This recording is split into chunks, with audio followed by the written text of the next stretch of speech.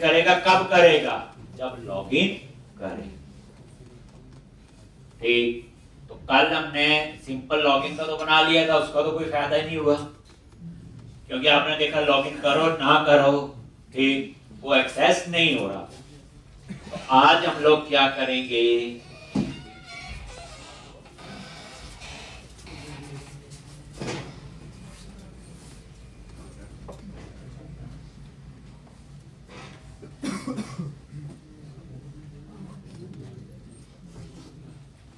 तो एपीआई में थे, तो JWT के क्या क्या स्टेप्स हैं वो हम फॉलो करेंगे। ठीक, तो सबसे पहले JWT install tools NuGet, manage NuGet packages for solution, browse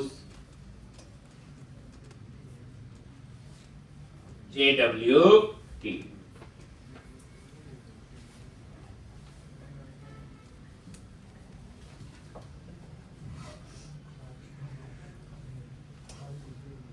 और ये JWT बीरियर वाला पैकेज है Microsoft.ASP.NET Core.Authentication.jwt बीरियर, और एपीआई वाले प्रोजेक्ट पे ही इंस्टॉल करना। तो फर्स्ट स्टेप है अब पैकेज इंस्टॉल करो।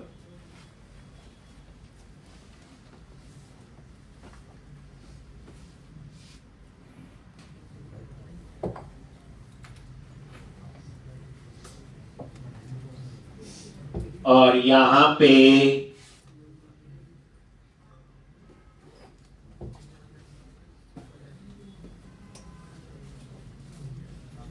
वर्जन 6.0.36,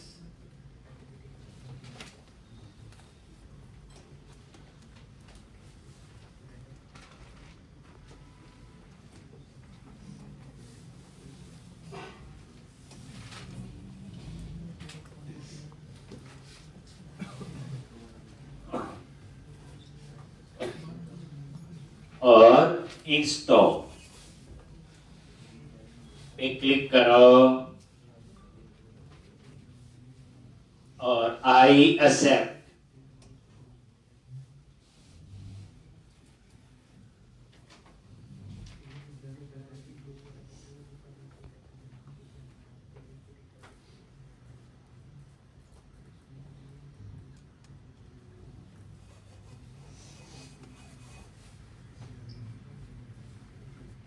एक तो ये पैकेज आपका इंस्टॉल हो गया, और ये चेक कर लो, ये देखो एपीआई वाले प्रोजेक्ट पे गए, और यहाँ पे ये आपका सेकंड नंबर वाला जो है JWT। तो फर्स्ट स्टेप आपका हो गया जी। सेकंड स्टेप, स्टेप्स याद रखने, यहाँ पे क्लास बनाओ, तो सारा काम एपीआई में, और टोकन कौन जनरेट करेगा? एपीआई। अब यहां पे ऐड क्लास और क्लास का नेम,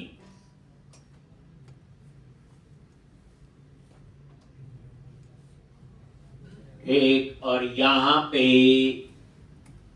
ऐप सेटिंग्स .cs, याद रखना ये ऐप सेटिंग JSON लग गया, इसके साथ कंफ्यूज ना करना। एक ये ऐप सेटिंग्स डॉट, और इसके अंदर एक की बना लो स्ट्रिंग टाइप की, और उसका नाम रख दिया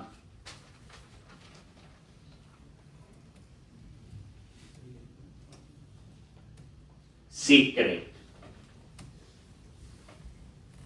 एक प्रॉपर्टी है बना। तो सेकंड स्टेप इसका ये। थर्ड स्टेप,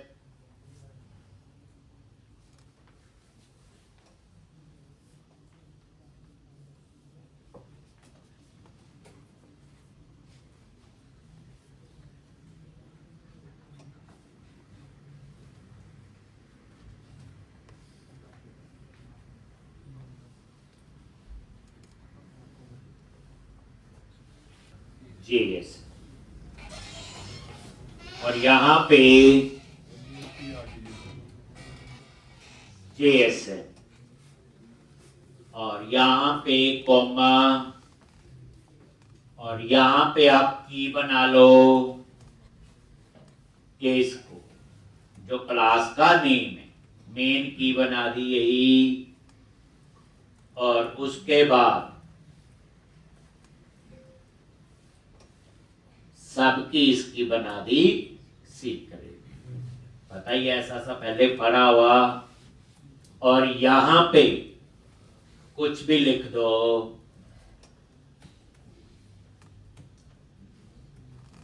JWT सीक्रेट की, कुछ भी ऐसे लिख दो, बिल्कुल छोटी ना बनाना, कुछ साइज है इसका, तो थोड़े से करैक्टर ज्यादा मैंने कर एक ये JWT सिर्फ इसका कंसेप्ट नहीं है, जावा में भी सेम है, पाइथन में भी, वहां पे आप सेटिंग जो JS में कुछ और होगा। नेक्स्ट, तो फर्स्ट स्टेप पैकेज इंस्टॉल किया, सेकंड स्टेप क्लास बनाई, थर्ड स्टेप यहां पे ऐड। अब फोर्थ स्टेप है कॉन्फ़िगरेशन। ये कॉमन है, इसमें कोई वो नहीं है, इसमें ना मेरा आपका कॉमन है आपका, ठीक।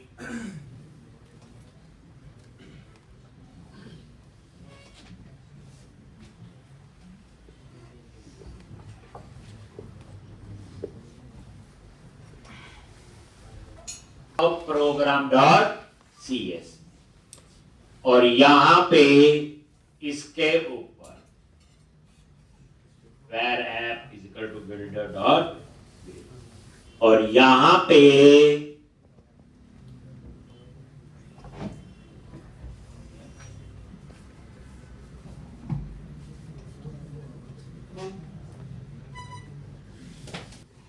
तो ये कोड बच्चे स्टैंडर्ड होगा, इसमें कुछ भी चेंज नहीं है।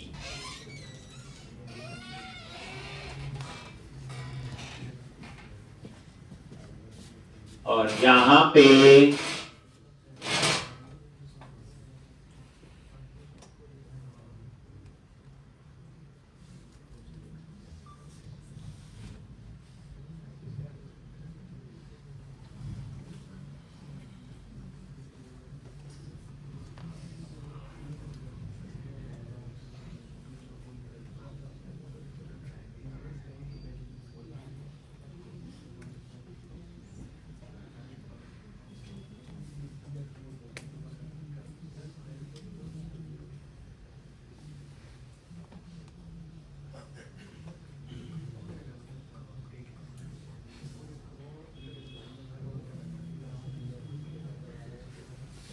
तो यहां पे फिर आपका ये कोड होगा इसकी JWT की कॉन्फ़िगरेशन। ये एक बार आपको लिखना पड़ेगा इसके ऊपर where app builder dot build। क्या है ये, तो ये देखोगे यहां JWT ऑथेंटिकेशन, पहले मैं एक बार समझाता हूं फिर लिखूंगा। देखो ये तो वेरिएबल लिया और ये किसको एक्सेस कर रहा है, जो कहां पे ऐप सेटिंग डॉट जीएस में लिखा हो बिल्डर और कॉन्फ़िगरेशन डॉट गेट सेक्शन और ये सेक्शन का नेम। तो बच्चे ये वाला नेम सेम होना चाहिए, अगर ये चेंज है तो वो चेक कर सकते हो इस चीज का, जो भी की का नाम वहां दिया हो, ठीक। फिर कॉन्फ़िगरेशन और ये क्लास है, एप्पल कर लो, ये देखो, ठीक है जी क्लास, तो वही क्लास आपकी यहां पे एक्सेस है, ये देखो, और ऐप सेटिंग सेक्शन ये आ गया, और ये जो है ऐप सेटिंग सेक्शन ये वही क्लास आ गई, और यहां पे ये सीक्रेट की, ये जो मैंने दी थी F12 ये वो आ गई। एक मतलब कहने का ये है कि थोड़ा सा चेंज करोगे तो यहां भी वेरिएबल चेंज होंगे, इस चीज का ध्यान रखना है। एक उसके बाद ये इसका अपना कॉन्फ़िगरेशन का कोड है, ऐड ऑथेंटिकेशन। तो यहाँ पे कुछ इनके डिफॉल्ट ऑथेंटिकेट स्कीमास वगैरह हैं, चैलेंज स्कीमा वगैरह, और ये सारा ये कॉन्फ़िगरेशन का कोड है, इसमें कुछ भी और चेंज नहीं कर सकते। और ये एक बार आपको लिखना ही पर।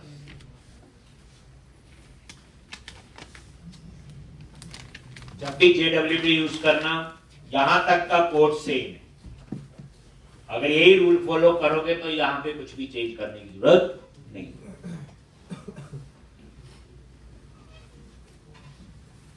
ये लिखोगे, एक बार तो लिखना पड़ेगा आपको। ये सीक्रेट की एक्सेस होगी तो मैंने भी नाम ही रखा हुआ, अगर मैंने इसका नाम कुछ और है तो यहाँ चेंज करना पड़ेगा। क्लास का नाम ऐप सेटिंग मैंने भी यही रखा हुआ तो यहाँ पे ठीक, तो इसलिए इन चीजों का ध्यान रखना होगा। ये आपका ऑथेंटिकेशन स्कीमा ऐड हो गई।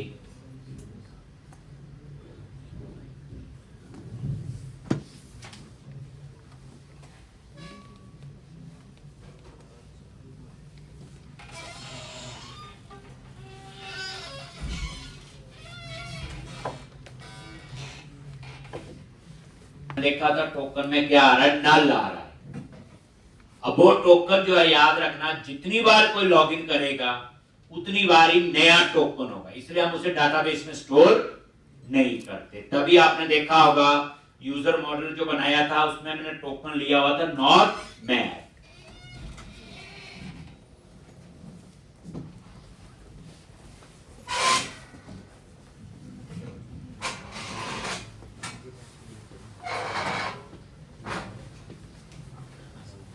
सर इस कैसे सेव होता है, तो यूजर के पास सेव होता है ना टोकन?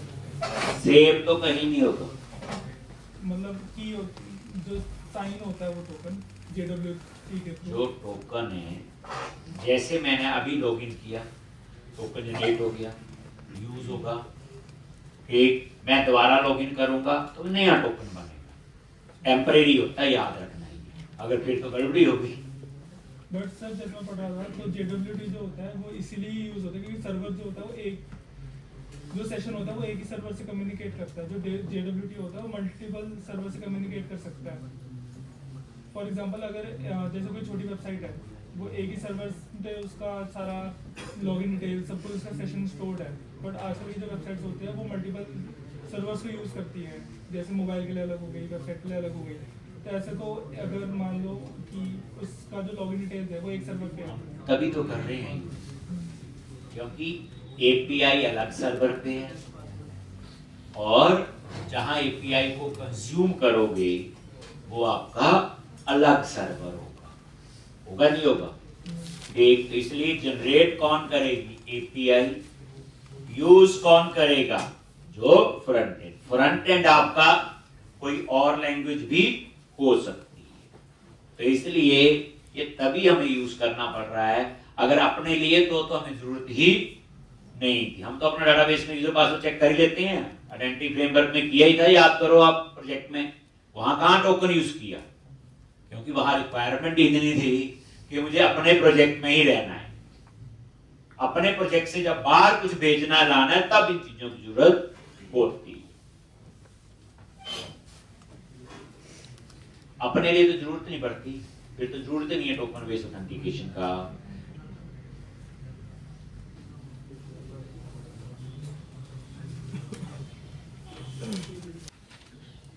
जैसे आप नोड में यूज करो JWT, इतना लंबा कोड नहीं है, जो नोड में 2 लाइन का कोड है, हर एक का अपना अपना है, लेकिन मतलब यही है जो हम लोग यहाँ पढ़ रहे हैं।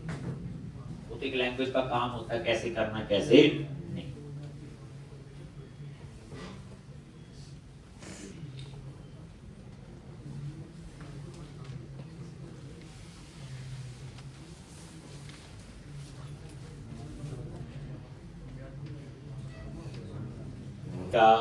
जहां भी आपने लॉगिन का कोड लिखा हुआ, तो हमने इस एप्लीकेशन में कहां लिखा हुआ लॉगिन का कोड?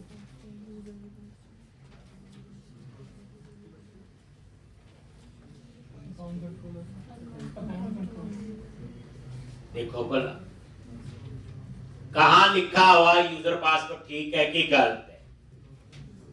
लो जी अकाउंट कंट्रोलर में चल पड़ते हैं।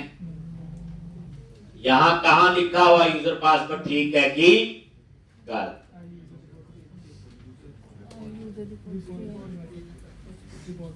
ठीक, हमने वो कोड कहां लिखा हुआ बच्चे? रिपोजिटरी में गए और ये यूजर रिपोजिटरी, और ये ऑथेंटिकेट मेथड है, ये देखो। अब ये डिपेंड करता है प्रोजेक्ट के फ्लो के हिसाब से कहां लिखा हुआ। जो लोग रिपोजिटरी नहीं बनाते वो कंट्रोलर में लिखा होगा। तो आप इसको ऐसे याद रखो कि कहां पे, जहां पे आपने ऑथेंटिकेट का कोड। ठीक, अब ये ऑथेंटिकेट का जो कोड है आपका, यहां पे आपने लिखना है JWT टोकन का। ठीक है जी। अब आपने यहां पे भी वैसे स्टैंडर्ड सा कोड है, पर थोड़ा सा यहां अलग होगा। कैसे? देखो, यहां पे पहले एक variable of private read only app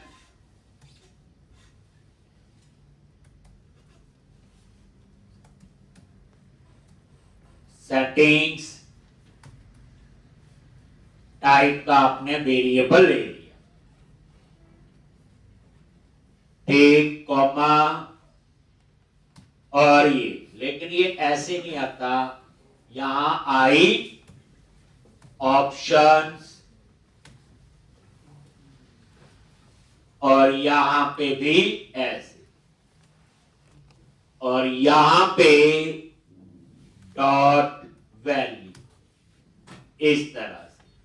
I option आपका इंटरफेस,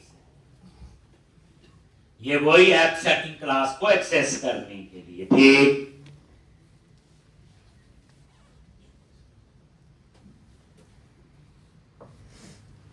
क्योंकि आई ऐप सेटिंग, इसका इंटरफेस तो बनाया नहीं हमने। नहीं तो हमने बनाया होता तो हम तो लोग program.cs में ऐड कर लेते हैं। तो यहां आई ऑप्शन इंटरफेस ही तो यूज किया मैंने। लॉन्च, एक यहां पे चेंज करोगे,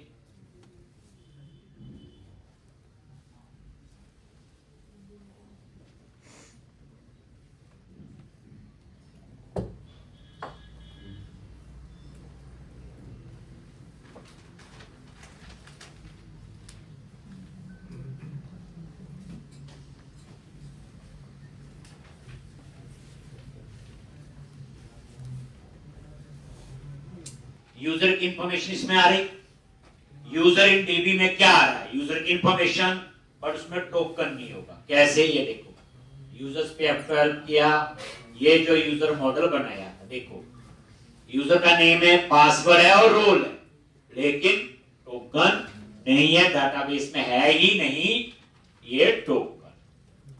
ठीक, तभी यूजर का नेम तो मिल जाएगा, पासवर्ड मैंने एम्प्टी कर दिया, टोकन में क्या आ रहा है? नल। ठीक, अब यहां पे टोकन जनरेट करने का कोड लिखना है। जैसे आप लॉगिन करते हो, ये देखो मैं यहां ब्रेक पॉइंट लगाता हूं, एक बार ये चेक कर,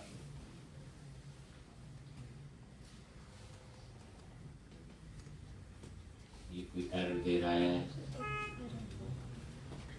कहीं, ये सेम है।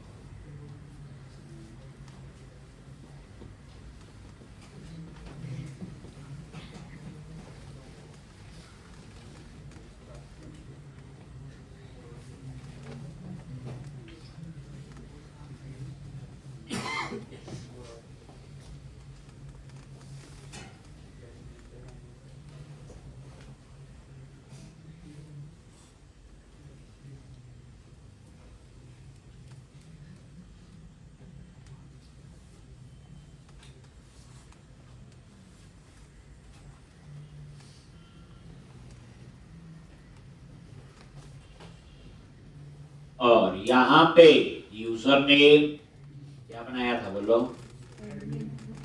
एडमिन, पासवर्ड 1 2 3 4 5 6, और ये नीचे, क्योंकि इसमें तो सिर्फ ऑथेंटिकेट ही है।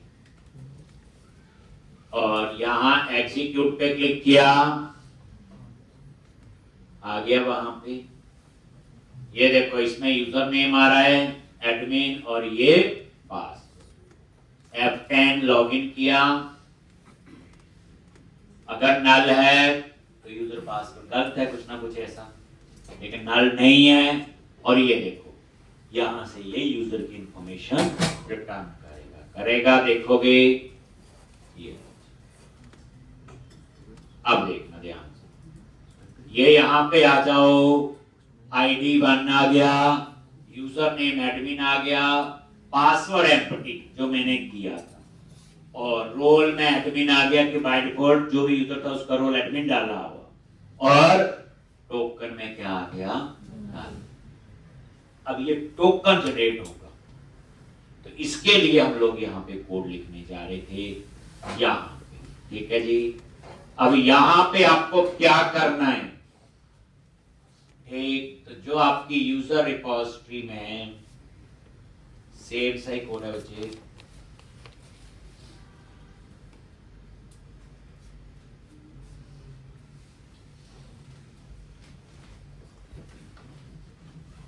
कैसे टोकन जनरेट होगा, इतना कोड जो है ये टोकन जनरेट करेगा। और याद रखना ये टोकन ऐसे नहीं भी इनक्रिप्टेड कुछ है, उसमें वैल्यू होती है, तो इस टोकन में क्या स्टोर करना है, तभी तो पता चलेगा कि ये टोकन किसका है। तो यहाँ पे ये आ जाओ, और ये देखो पहले समझेंगे फिर लिखना, टाइम दूंगा। ये भी बच्चे स्टैंडर्ड है, थोड़ा ही चेंज होगा। ये देखो टोकन हैंडलर, एक वेरिएबल ले लिया टोकन जनरेट करने के लिए, और ये की रीड कर ली, कौन सी, जो मैंने ऐप सेटिंग.jsn में दी, ये देखो, और ये इनकोड किया स्काई में, देख लो आप लोग, ठीक। और ये वही की है सीक्रेट, F12 प्रेस करके देख लो, ये देखो, और ये टोकन डिस्क्रिप्टर है, ठीक। और इसके अंदर हमने बताया हुआ कि इस टोकन में क्या स्टोर करना है। तो मैंने दो चीजें हैं, क्लेम टाइप डॉट नेम और रोल। नेम में मैंने स्टोर किया हुआ user in db dot id, और जब आपने आईडी स्टोर कर लिया तो आप सारे यूजर की इंफॉर्मेशन एक्सेस कर सकते हो, लेकिन स्टोर तो टोकन में होगा ना, ठीक। तो नेम में क्या स्टोर किया हुआ, यूजर का आईडी, और रोल में क्या स्टोर किया, रोल। ये जो क्लेम्स टाइप डॉट नेम और रोल, ये तो इसके कीवर्ड है। राइट हैंड साइड पे तो मेरे है, देखो user in db dot id, role, क्या स्टोर करना चाहते हो। तो इस बार टोकन में दो चीजें स्टोर होगी, एक आईडी और एक रोल। उसके बाद ये टोकन कब एक्सपायर होगा, ये कितनी देर के लिए रहेगा, 7 दिन के लिए, 1 घंटे के लिए, वो हमारी चॉइस है। 7 के साथ एक्सपायर हो जाए हमारी चॉइस है, ना दो एक्सपायरी टाइम, ठीक। डिपेंड करता क्या है, जैसे आप स्ट्राइक वगैरह में तो पेमेंट है, वहां तो बिल्कुल इमीडिएट होगा, यूज किया तो ठीक है, नहीं तो आइडल हो तो डिस्ट्रॉय हो सकता है। वहां 30 सेकंड टाइम दिया हो, 10 सेकंड टाइम दिया हो। और यहाँ पे हमारा इसलिए थोड़ा ज्यादा है क्योंकि हमारा तो यहाँ पे सिंपल एपीआई को एक्सेस करने का ही है ना, और तो कुछ नहीं है इसमें। और ये आपका इसका एल्गोरिथम यूज हुआ है टोकन को इनक्रिप्ट करने के लिए। एक ये देखो HMACHA256 सिग्नेचर, ये देख लेना, ये एल्गो यूज हुआ है इस टोकन को इनक्रिप्ट करने। और उसके बाद ये देखो, ये क्रिएट टोकन से ये टोकन बनेगा, और राइट टोकन से ये टोकन कहां राइट हुआ, जो ना ला रहा था यूजर इन डीबी में, वहां पे ये स्टोर, ठीक। पहले आप एक बार देख लो, फिर इसको लिखने का मैं टाइम देता हूं आपको। रन करो, एक बार टेस्ट कर लेते हैं, फिर आप लोग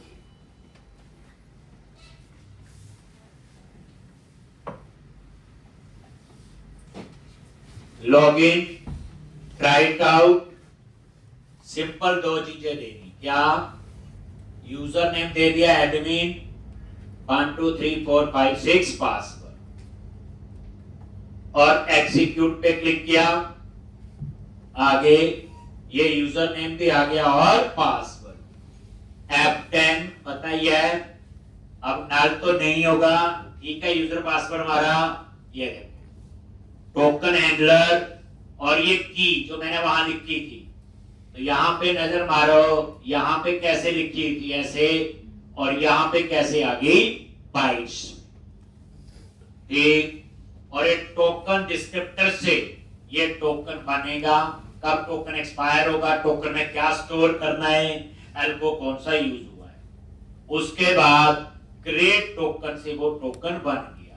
तो यहां पे आ गया ये उस टोकन की पूरी कहानी, ठीक।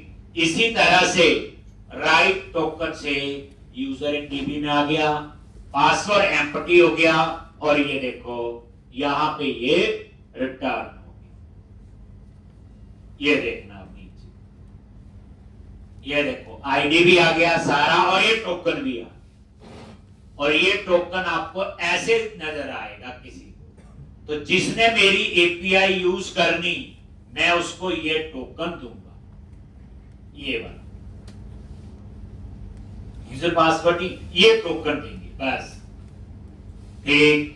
जितनी बार वो लॉगिन करेगा उतनी बार ये टोकन जनरेट होगा। मैं दोबारा लॉगिन करूं, नया बनेगा। अब ये टोकन ठीक है कि नहीं है, तो इसको हम चेक कर सकते हैं। इधर आओ, ब्राउजर में एक वेबसाइट है jwt.io कर, यहां पे आगे डिबगर पे क्लिक करो,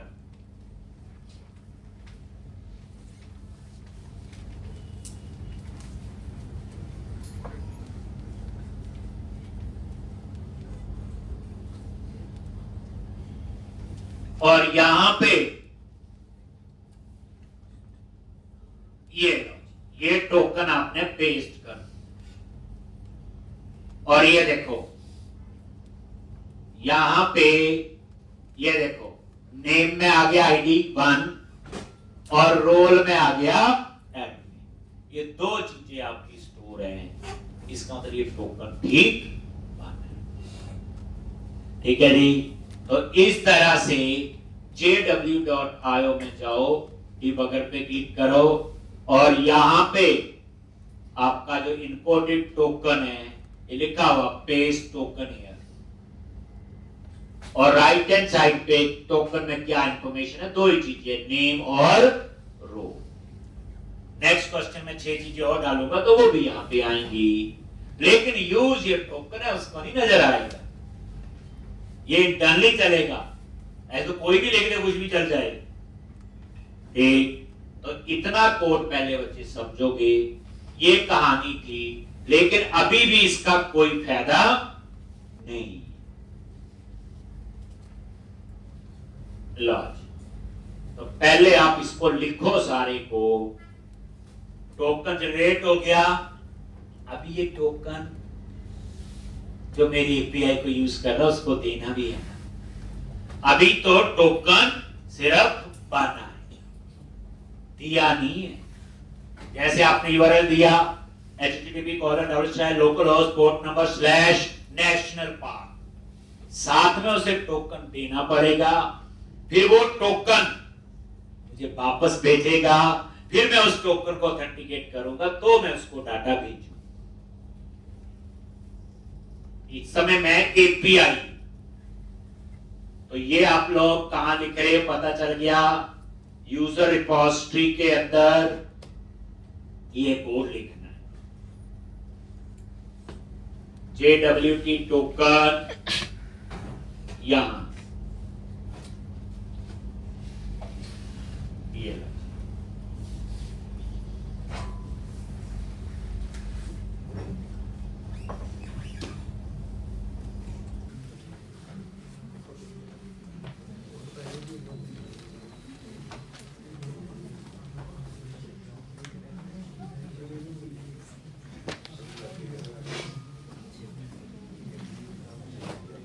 एक, ये देखो यहां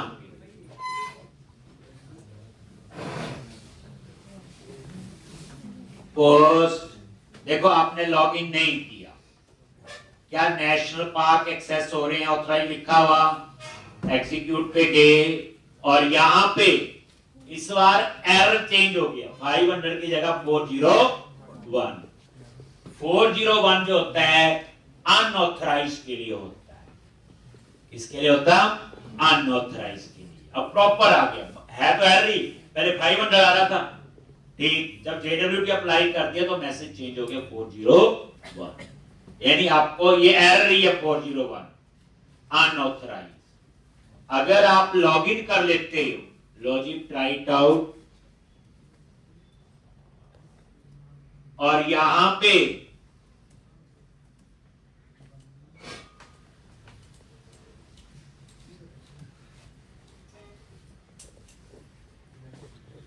एग्जीक्यूट, ये लॉगिन हो गया, देख लो, और ये देखोगे 200 आ गया, नया टोकन जनरेट हुआ, ठीक। अब उसके बाद लॉगिन तो मैं हो गया, टोकन भी जनरेट हो गया, क्या नेशनल पार्क अब मैं एक्सेस कर सकता हूं? एग्जीक्यूट पे क्लिक किया तो यहां पे क्या आ गया? सेम एरर 401, एक सेम एरर 401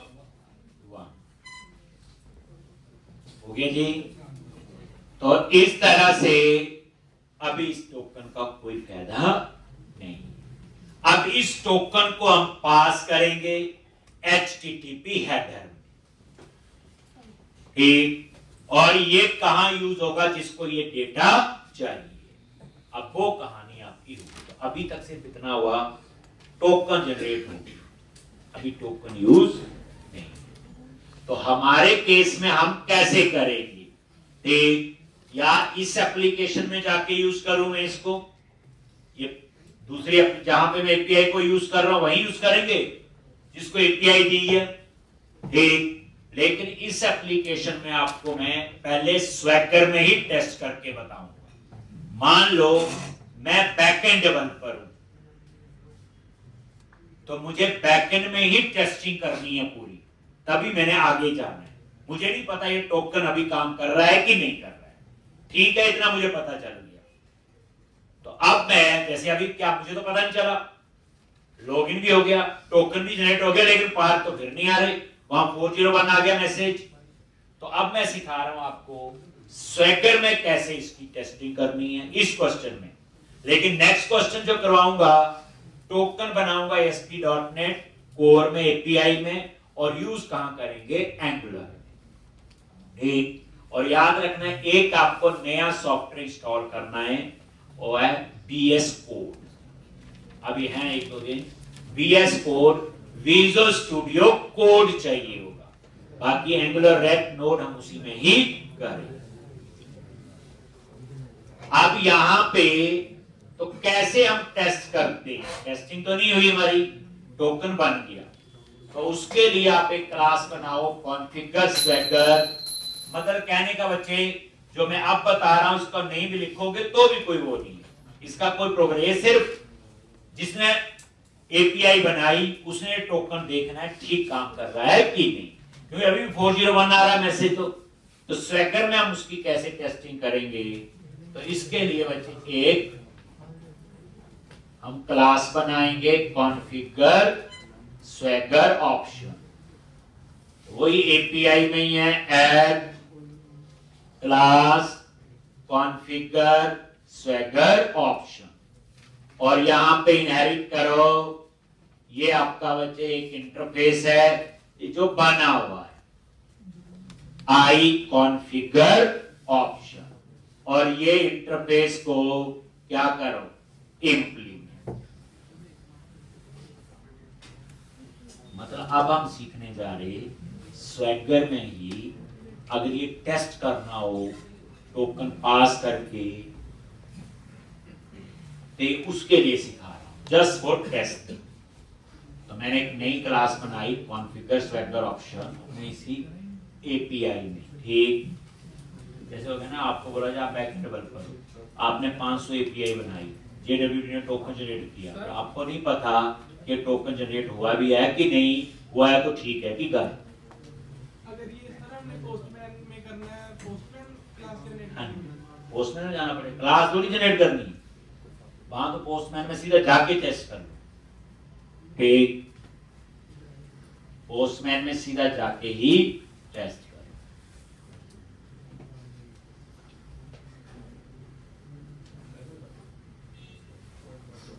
स्टैंडर्ड है, इसका कोई चेंज नहीं होगा, चाहे जो मर्जी प्रोजेक्ट। तो इसका क्या कहानी है, ये इसके दो पार्ट हैं, इसमें आ जाओ और कॉन्फ़िगर के अंदर ये लिखा है options dot add security definition bearer और ओपन एपीआई सिक्योरिटी स्कीम।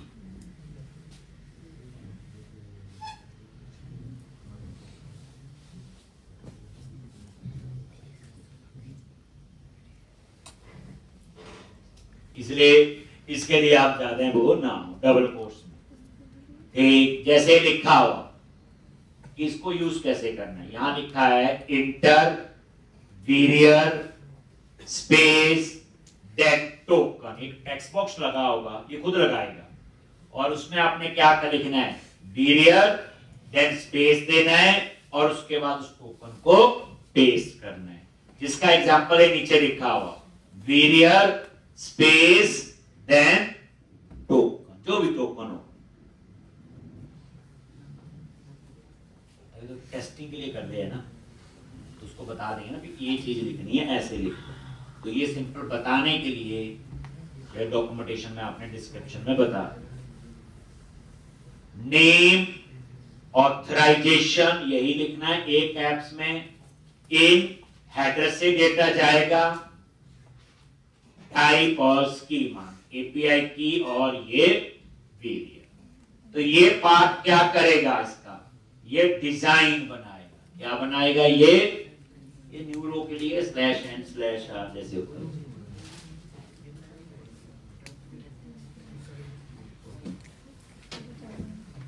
और डिस्क्रिप्शन में कुछ नाम ही लिखोगे तो भी कोई फर्क नहीं, अपना नाम लिख दो 5-7 बार।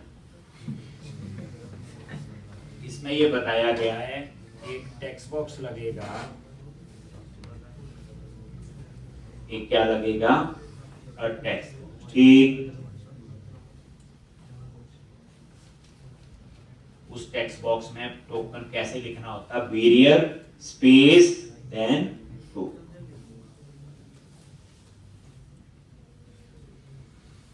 तो ये आपका आ गया अंदर है, ये तो सिर्फ डिजाइन के लिए। अब उसके बाद इसी का दूसरा पार्ट आप लोग, इसमें बच्चे कुछ भी नहीं चेंज करना, एक बार लिख लो, ये सेम आपने लिखना है।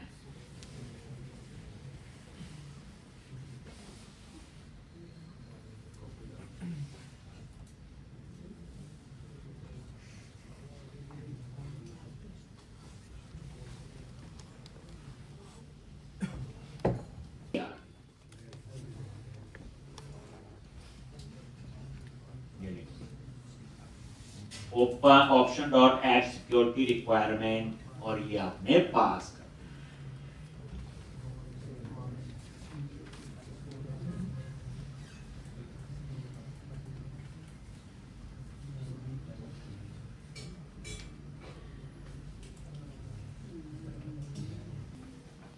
और फिर हम इसकी दोबारा से टेस्टिंग करेंगे, टोकन पास कर।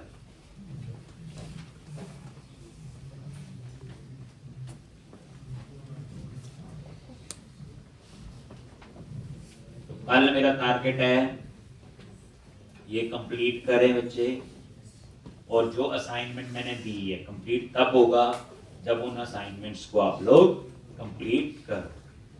कुछ नहीं है इस एप्लीकेशन में, बैकएंड में क्या यूज किया, एपीआईज, और फ्रंट एंड में उन एपीआईज को यूज करना है। बाकी तो जो मर्जी कहानी हम लोग बनाते हैं। एक सिक्योरिटी के लिए ये टोकन, इसकी पूरी कहानी मैं आपको कल बताऊंगा कल ये पूरा कंप्लीट करके इसको टेस्ट करेंगे और फिर हमने शुरू करना पहले बच्चे एंगुलर। फिर अब एंगुलर जो है उसके लिए आपका एडिटर हम चेंज करेंगे, दैट इज VS कोड, जो आपका क्या है ओपन सोर्स। अब कईयों ने अभी भी प्रैक्टिस नहीं की तो उनका मन होगा अभी भी कुछ हो जाए अच्छा हमारे साथ, क्या पता उसकी शुरू कर दें। पर पंगा ये होगा एंगुलर तो हो जाएगा लेकिन API तो यही यूज करूंगा, इसमें फिर JWT के एडवांस कंसेप्ट पढ़ाऊंगा, तो जिसको ये आता होगा तो वही उसमें कंफर्टेबल होगा। उसमें HTML बूटस्ट्रैप वगैरह बने हम लोग यूज करेंगे। अभी जो आपको चेक में कहता था ना मैं ले लो संदीप सर से, अब आपको पता चल जाएगा कि अब उनके पास जाने की जरूरत नहीं है, हमने भी पहली बार कैसे बनाए।